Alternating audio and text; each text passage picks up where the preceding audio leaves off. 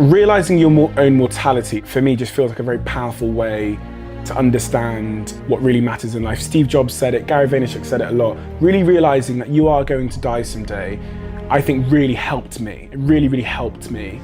And I just can't understand why some people will settle into a life they absolutely hate, with a job they absolutely hate, doing some things they absolutely hate, and then die. It just feels like you never actually got to live. When I think about people that are doing jobs they absolutely hate and they've done them for a long period of time, they're getting nothing from those jobs, they're just doing it to pay the bills, whatever. It's absolute insanity to me. The thought of existing to exist. That's exactly what it is. Like, you're existing just to exist. You might as well not exist. Just keeping it facts. What's your purpose then? To produce a life, to have babies, like, you know, and then hope that your babies get to live because you didn't? That's never made sense to me, why people would want, you know, we've all got this period of, you know, for let's say 50 years. I just want it to be everything. I want it to be terrifying. I want it to be fun. I want to see everything and do everything and have every experience, because after that, we're all going to the same hole in the ground. All of us. But some people want to use their 50 years sat in a call center doing something they hate with someone they hate sat next to them and all the stress of it. I'm just thinking, you've got nothing to lose. We're fortunate in this country where if we roll the dice and we go to the bottom, there is a support system. You know, the government will look after you.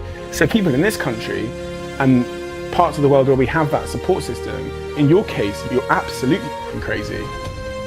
Being the most connected generation in the history of mankind has its upsides, but it also comes with real invisible problems. And we've grown up aspiring to be our idols.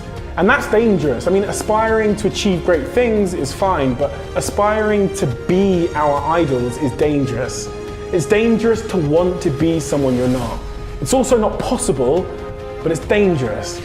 And social media has glamorized the lives of a few, and we get to see their nice cars and their holidays and their wonderful lifestyle, and we want that. But we don't see the years and years of hustle, the pain, the sacrifice, the natural talent they had, the innate passion for their craft, the incredible details Steve Jobs saw the world in, or the unbelievable hardship that Richard Branson went through to get there. We don't see that. We just see the destination, and we want that. But most of us don't have and aren't willing to give what it takes to fulfill that journey, because it's not our journey, it's theirs. You're not passionate about typography or art or design, but you want to be Steve Jobs. You're not Steve Jobs, you're you.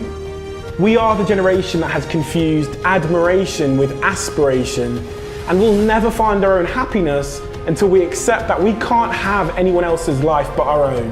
And if we realize this and focus on our own, then our life will be more than enough.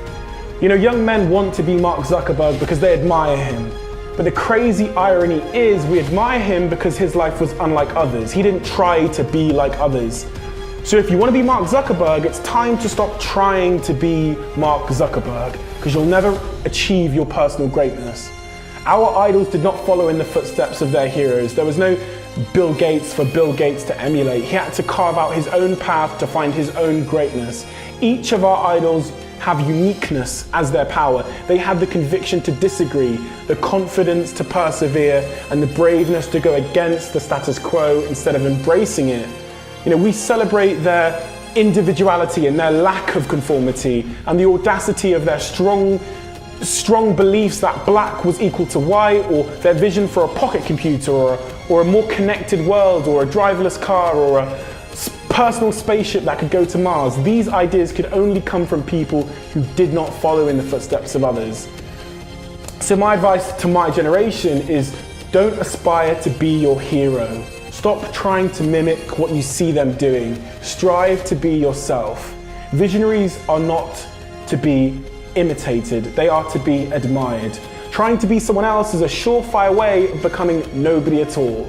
The only great person you can become is the greatest version of yourself, because all the other great people are already taken. And the funny thing is, once you become the greatest version of yourself, people will see your life and they'll make the mistake of trying to be you too.